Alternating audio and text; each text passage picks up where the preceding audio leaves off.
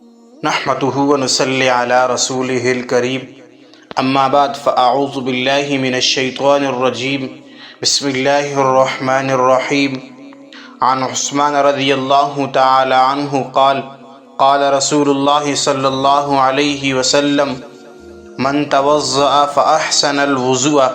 خرجت خطاياه من جسده حتى تخرج من تحت أظفاره رواه البخاری و مسلم او کما قال علیہ الصلاۃ والسلام۔ حضرت عثمان بن عفان رضی اللہ تعالی عنہ سے روایت ہے کہ رسول اللہ صلی اللہ علیہ وآلہ وسلم نے ارشاد فرمایا کہ جس شخص نے وضو کیا اور بتائے ہوئے طریقے کے مطابق خوب اچھی طرح وضو کیا تو اس کے سارے گناہ نکل جائیں گے، یہاں تک کہ اس کے ناخنوں کے نیچے سے بھی۔ حدیث پاک میں اللہ کے رسول نے یہ فرمایا کہ جو شخص رسول اللہ کی تعلیم اور ہدایت کے مطابق باطنی پاکیزگی حاصل کرنے کے لیے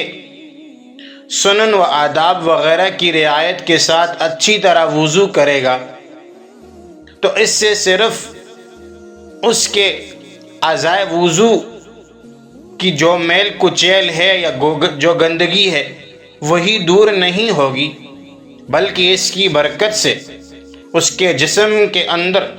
جو گناہوں کی گندگی ہے وہ بھی ختم ہو جائے گی، اور اسی طرح وہ شخص جو ہے وہ ظاہری اور باطنی دونوں گندگیوں سے پاک ہو جائے گا۔ لیکن یہاں پر سمجھنے والی بات یہ ہے کہ حدیث مبارکہ کے اندر وضو کے پانی کے ساتھ گناہوں کے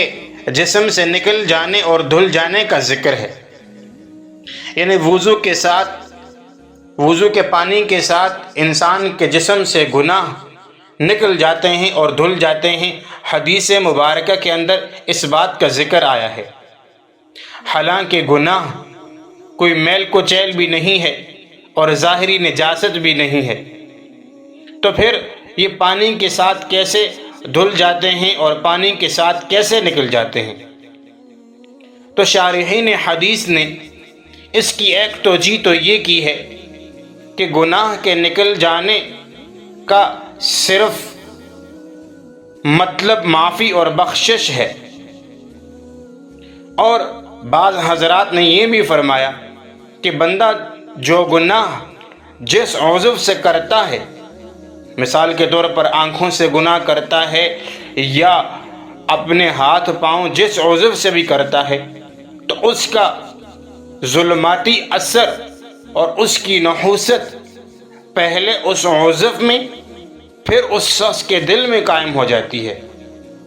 پھر جب وہ اللہ کے حکم سے اپنے آپ کو پاک کرنے کے لیے